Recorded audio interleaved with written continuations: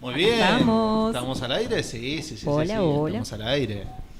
Auster. Sí. ¿Estamos al aire? Qué bien. Estamos al qué aire. bien, qué bien. Auster está complicada. Estamos con Un los poco. mates, los termos. Claro, Viernes Santo, Viernes el Calvario, Santo. todo junto. O sea, sí, Nosotros así no se cantamos. puede. Problemas técnicos, estamos golpeando todo. Si Pero- escuchan mucho ruido, no importa, somos nosotros. ¿Sepan entender? Pero bueno, No, estamos, está bien. estamos para iniciar. Sí, sí. Disculpen, me he puesto un poco nerviosa.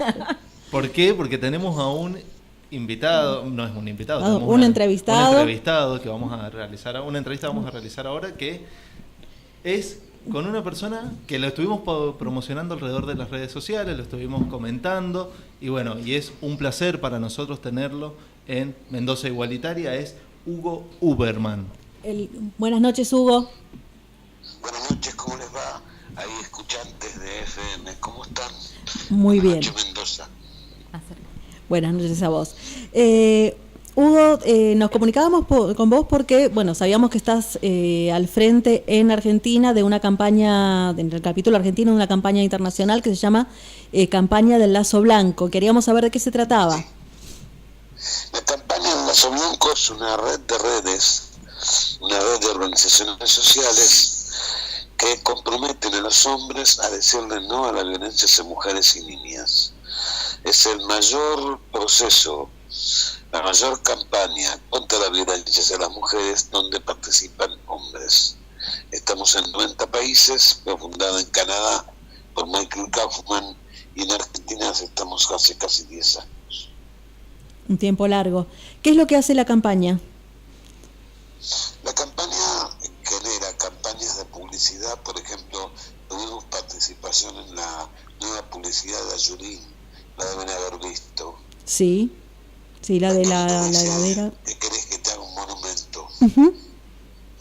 Tuvimos participación en esa campaña, dictamos talleres, damos procesos de formación en masculinidades a organizaciones sociales y por otro lado hemos generado un programa de atención a hombres judicializados que ejercen violencia que se está llevando a cabo en la ciudad de Santa Fe, en Pilar, provincia de Buenos Aires, en Galvez, provincia de Santa Fe, en Moteros, provincia de Córdoba, y ahora sumamos Colón, provincia de Buenos Aires, y Río Grande y Ushuaia en Tierra del Fuego. Trabajando directamente desde los varones hacia los varones. Trabajando con los varones que están excluidos del hogar o con una perimetral o una medida cautelar del juez de paz o del juez de violencia. Ujú. Hugo, ¿cómo es la experiencia de trabajar con ellos?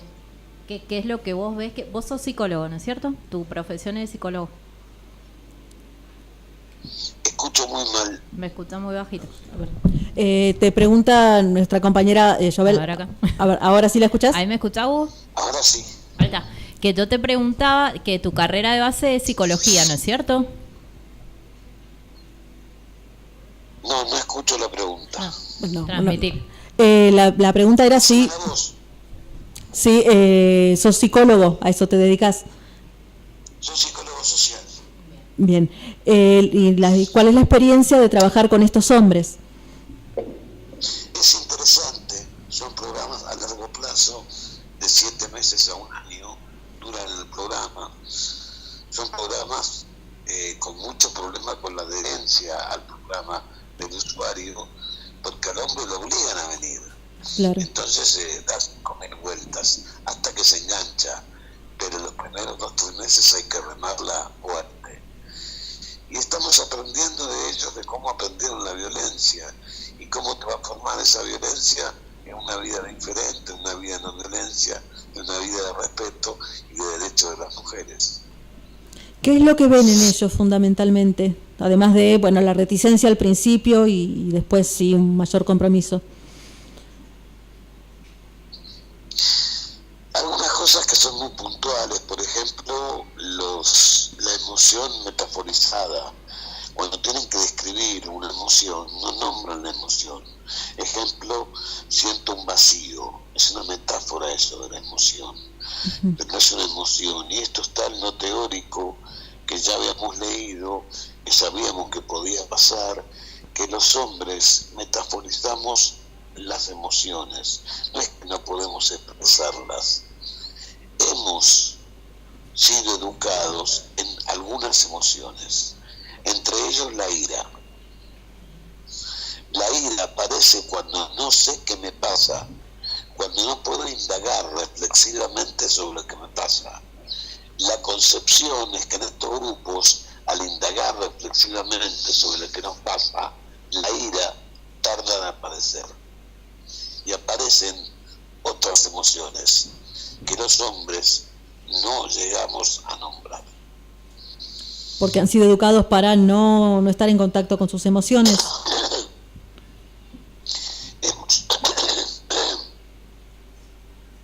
Hemos sido educados en algunas emociones muy precisas. Ejemplo, la sensación que somos importantes. Esa es una emoción.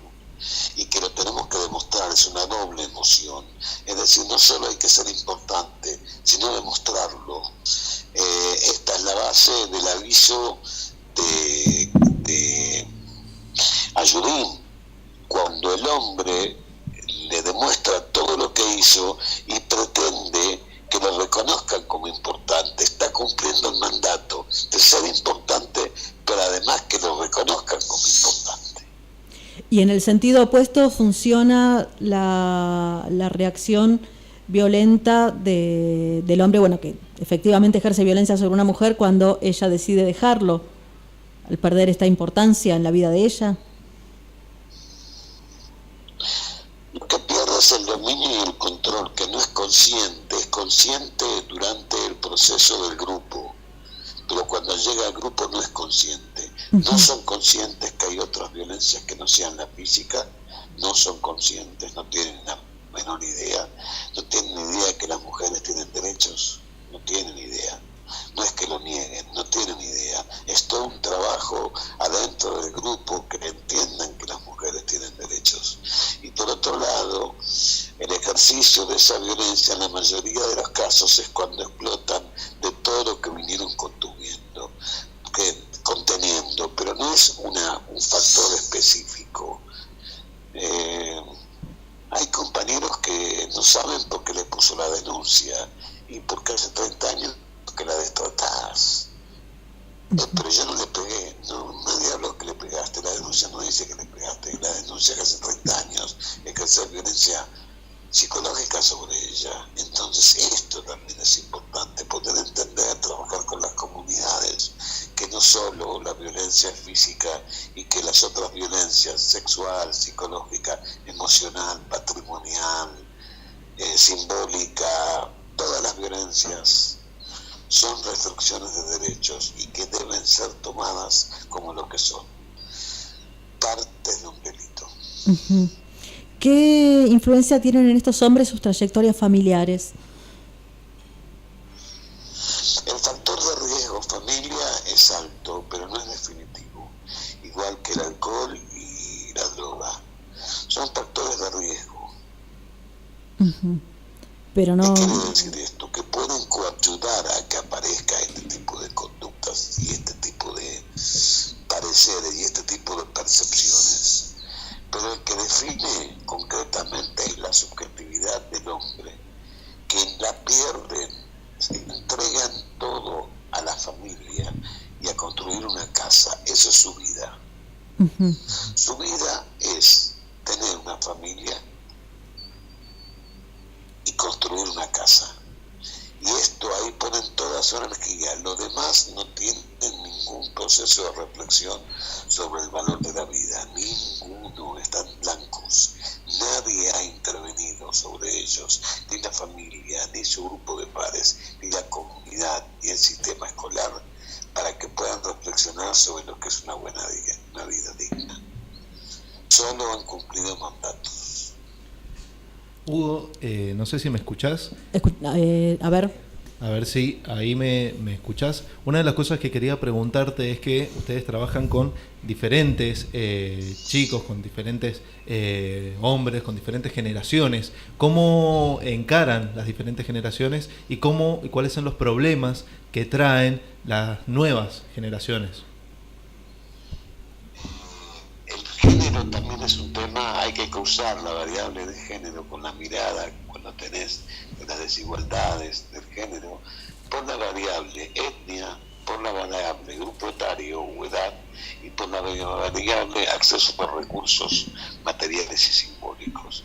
Queda claro que no es lo mismo un hombre pobre que un hombre rico, y queda claro que no es lo mismo un hombre nacido en Mendoza que un hombre nacido en Buenos Aires. Entonces, la edad es un espacio fundamental de quiebre del mandato.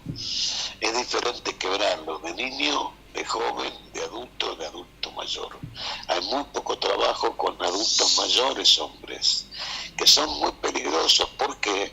Porque han perdido todos los mandatos, ya no pueden ser proveedores, ya no pueden ser cuidadores, ya no pueden ser autovalentes porque dependen de alguien, y ya no pueden ser reproductores según la cultura. Y tendremos que trabajar con estos adultos mayores para ver cómo les va y de dónde sacaron información para construir una masculinidad diferente que la adulta. Entonces, hay una falta importante de espacios intergeneracionales. O se trabaja con jóvenes, o se trabaja con niños, o se trabaja con adultos. Lo hemos conseguido muy pocas veces por el tema del financiamiento, por el tema que es todo autogestivo. Nosotros no es una asociación civil, no tenemos personería jurídica para evitar la competencia con las organizaciones de mujeres con respecto al financiamiento. Entonces, no tenemos mucho trabajo intergeneracional. Haría falta un mayor trabajo intergeneracional donde estén las generaciones presentes en el trabajo de género y masculinidades. Bueno, hubo otra pregunta. ¿Cuál es, más allá de cuidar el detalle de la financiación, que sabemos que además es bastante escasa, cuál es el vínculo con las organizaciones de mujeres? Nuestra idea es articular siempre la mayor cantidad de posibles trabajos con las organizaciones de mujeres. Nosotros no vamos adelante de las organizaciones de mujeres, son ellas las que coordinan los proyectos cuando hay algún financiamiento, y nosotros somos contratados por ellas para trabajar masculinidades. De 10 años en adelante yo siento que hemos avanzado con la articulación con los grupos de mujeres. Antes, cuando yo empecé a hablar de esto, era difícil, era complicado, no era fácil. Las organizaciones de mujeres estaban muy celosas de lo que habían construido y nos tenían con justa razón, mucho miedo. Había pasado también lo de Jorge Corsi, también muy cercanamente, acuérdense del caso, ¿no? ¿Lo rememoro o se acuerdan? Lo rememoramos un poquito, el psicólogo. Jorge Corsi es un psicólogo argentino que trabajaba en la UBA, durante muchos años dirigió un posgrado de violencia de género y diseñó un tratamiento para hombres que ejercen violencia. Resultado, hace unos años se declaró culpable de una red de abuso de menores. Y esto fue un golpe muy grande para quienes veníamos trabajando masculinidades, porque era una luz en toda América y en toda España. Era conocido desde nosotros hasta México, España, era muy conocido. Entonces, con las organizaciones de mujeres lo que hacemos es sentarnos y articular qué posibilidades de trabajo conjuntas. Si se pueden dar, mejor; si no se pueden dar, no importa. Pero está en nuestra voluntad estar a disposición de ellas. No tenemos agenda propia.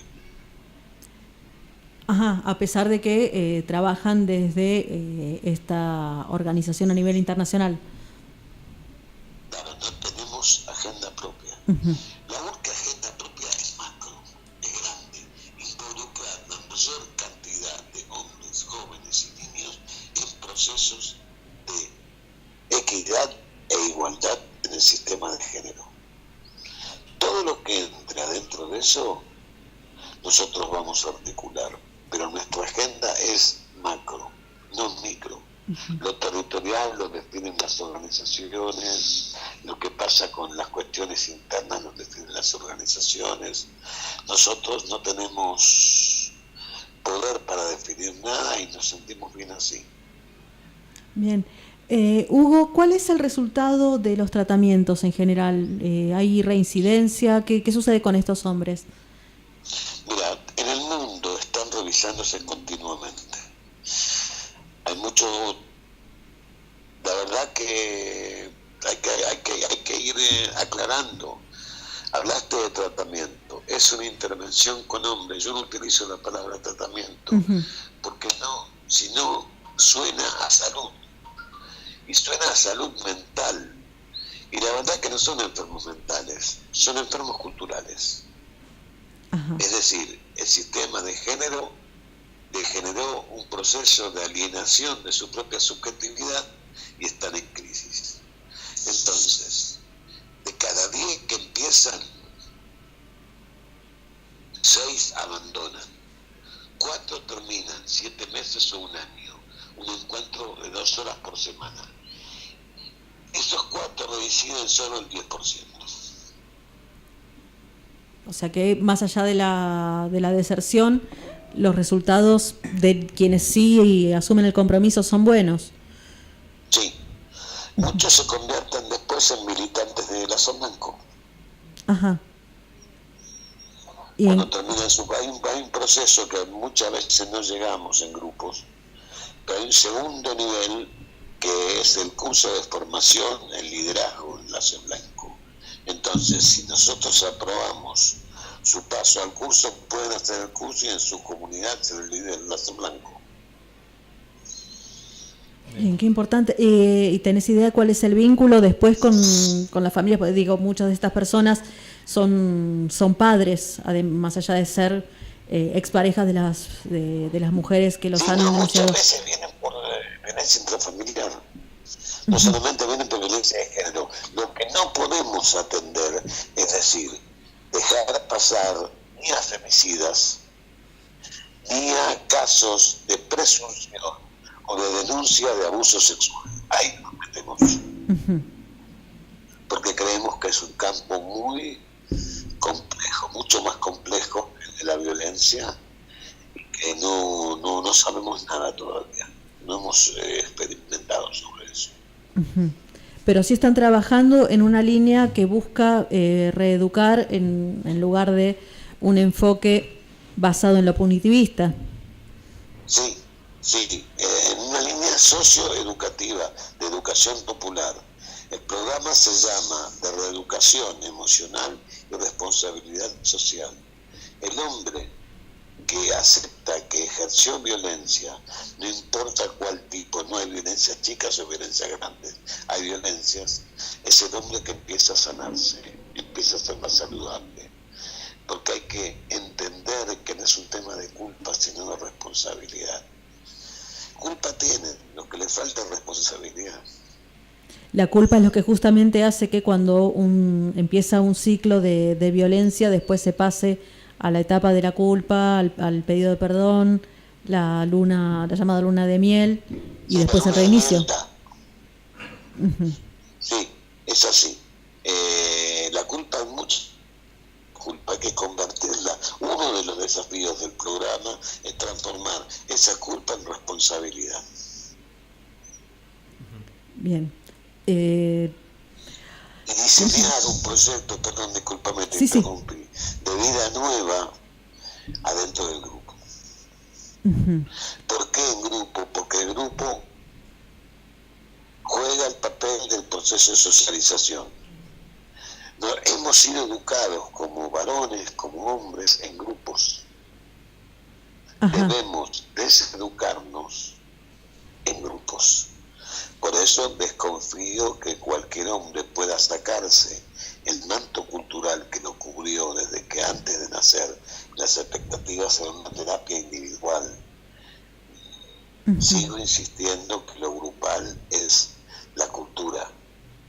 Y la cultura es lo que demanda este tipo de programas, lo que pone en crisis.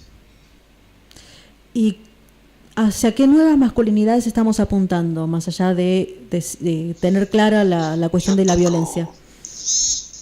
Mira, yo he discutido mucho con muchos compañeros de América Latina, de España, con respecto al tema de nuevas masculinidades.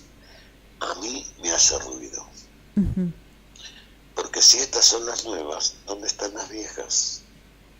Y porque si hay nuevas, ¿cómo sustentamos conceptualmente que la masculinidad es una jerarquía histórico, social, político, económica y jurídica? Si hay nuevas, ya estamos generando jerarquías con respecto a las viejas o a las no nuevas. Yo creo que hay que hablar de masculinidades plurales todas, e integrar todas, incluso las que quieren llamar nuevas masculinidades, pero también tenemos que integrar la masculinidad gay o la masculinidad trans, que son masculinidades. Y que parece que cuando hablamos de masculinidades hablamos de un hombre blanco, heterosexual, de clase media, con un buen trabajo, con una familia, con 2 chicos y un buen coche. Y todo lo demás queda siempre afuera, en ese imaginario. Y todo lo demás queda afuera.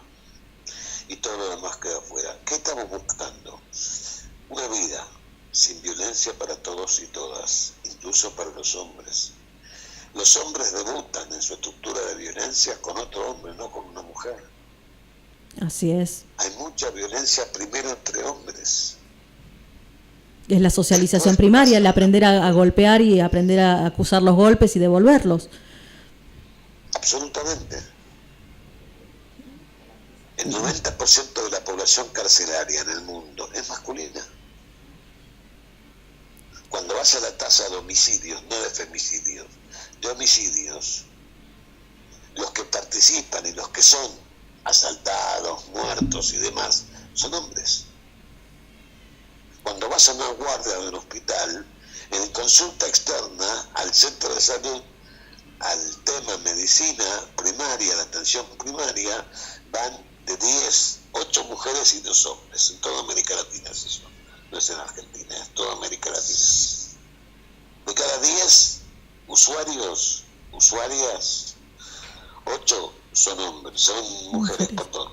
Inclusive estoy contando la pediátrica, la consulta pediátrica, y 2 son varones.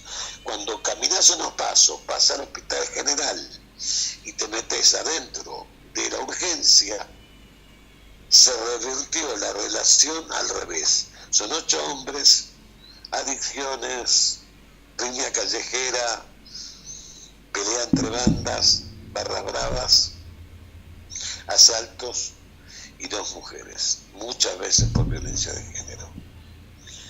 Pero esto está ocultado. El sistema de género oculta donde el hombre es vulnerable, porque tiene a rajatabla de mantener una idea de hombre que puede con todo, y la verdad, no podemos con todo.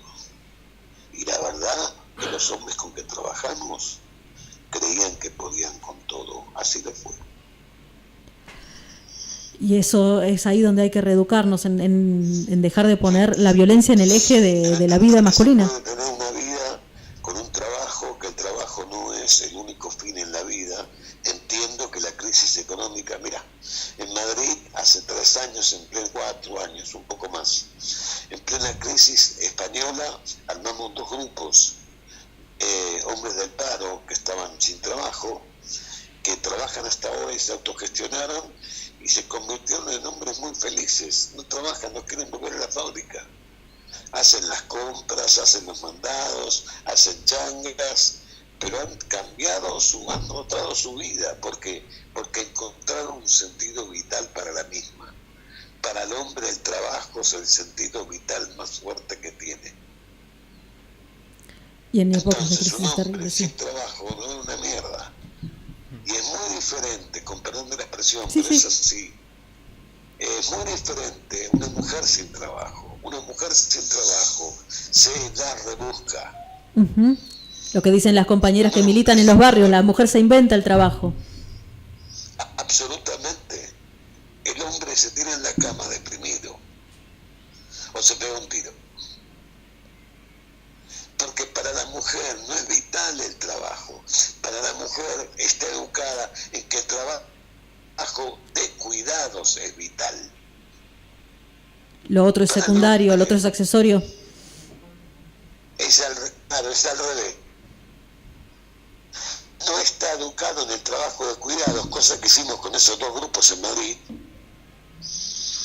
Y está educado en ser trabajo. Y cuando no hay trabajas y cuando hay trabajo 24 horas y cuando llego a casa, llego de mal humor, agarro el cinto, le pego a los chicos y me acuesto a dormir. Y si no, me pego un botellazo de algo. Y esto tiene que ver con entender que las masculinidades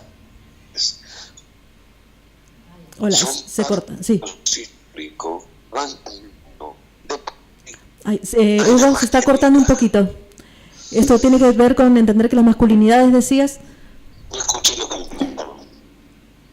Justo se estaba cortando el sonido. Hola. Que son de por sí cambiantes. Ujú. No es que están de cambiando. Son históricas, entonces son de por sí cambiando. Creo que hemos avanzado en un grupo etario que va hasta los 30. Ahí está dedicada la publicidad de Ayudín, que son chicos que no sé cómo, porque no hay ningún dato en la cultura que me permita decir de dónde aprendieron, porque están en nuevas realidades y nuevas formas de vinculación. Bueno. Esto tardío, sin casamiento. Hugo, se está cortando muchísimo el sonido. Bueno, se cortó ahí finalmente. se cortó la comunicación. Estábamos hablando con Hugo Uberman, que es psicólogo social, coordinador de la campaña del Lazo Blanco en Argentina, que estaba dando detalles acerca de cómo se trabaja con jóvenes, con estos nuevos temas que tienen que ver con masculinidades. Él lo planteó, o sea, no nuevas masculinidades, sino masculinidades en términos plurales. Digo, cuánto para debatir. Y también me llamó la atención en un concepto que por ahí no lo manejamos mucho, o al contrario, diverso a lo que él habló, esto de los adultos mayores, que él dijo qué peligrosos que son. Y digo, cuando en lo social estamos consintiéndolo, ¿no? Esto del famoso viejo verde, de que es un chiste, que entendámoslo, que el abuelo está acostumbrado. Y fíjate él cómo lo remarcó, como qué peligrosos que son por todo el contexto social que tienen ellos, ¿no? Entonces digo, cuánto cuidado en esto de que a veces reproducimos y no nos estamos dando cuenta. Digo, cuánto debate nos tenemos que dar con esto de las masculinidades. Porque además no son los más frecuentes, pero existen casos de femicidios en parejas de personas que ya superan largamente los 60, los 70 años. No, y en abuso. Digo, ¿cuántos abuelos tenemos que abusan de nietos, de nietas, que están al cuidado? Digo, de las abuelas también, de las esposas. Sí, que por ahí no se conocen tanto, pero digo, ¿cuánto de esto también nos tenemos que llamar a debatir? O sea, y cómo muchas veces esos abuelos reproducen el machismo hacia sus hijos, hacia sus nietos y hacia toda la familia, con ese tipo de comentarios que muchas veces lo único que hace es perpetuar el estereotipo machista. Sí. Porque tienen todo un blindaje que se los da la misma cultura, la misma cultura social en la que estamos inmersos. Claro. Esta cosa que decía recién Guadalupe, o sea, bueno, pero el abuelo no va a cambiar, bueno, pero el abuelo está viejito, Exacto. bueno, pero el abuelo las pelotas. O sea, el abuelo es un tipo hecho y derecho que si tiene capacidad para estar mirándole el culo a la nieta de 15 años, perfectamente tiene capacidad para poder decir, no, pará, esto está mal. Exactamente. Como mínimo. O sea, digo mirarle el culo como mínimo. Sí, totalmente. Sí.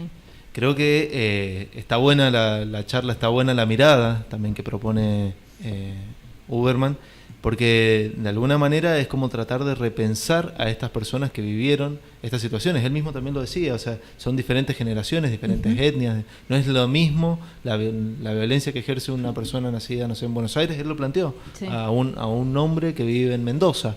O sea, son diferentes realidades también que se tienen que analizar en este contexto. Sí, es complejo, porque tiene que ver con lo cultural, lo social, no es tan simple.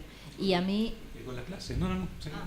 que digo que me parece que es importante, yo siempre he dicho que más allá del trabajo en las cuestiones de trabajar con la mujer y de poder generar las libertades y demás, es necesario que laburemos con el machismo, porque si no, ese tipo vuelve a la cárcel, sale en 2 o 3 años y no pasó nada. Exacto. Y va a salir pegando, y va a seguir matando, y va a seguir ejerciendo ese poder que él aprendió y que entiende que está bien. Porque además lo más probable es que en la cárcel, a menos que exista, que sabemos que en las cárceles argentinas muy difícilmente existe alguna clase de programa de rehabilitación, de reeducación, va a salir no solamente tan violento como entró, sino además un poquitito más resentido por el hecho de Exacto. haber estado guardado durante 2 o 3 años. Claro. Es cierto. Y con Porque algunas mañas nuevas también. si no trabajas en eso dentro del penal, lo más seguro es que todavía salga con mucho más enojo de lo que entró, ¿no? Entonces culpabilizando mucho más a la mujer.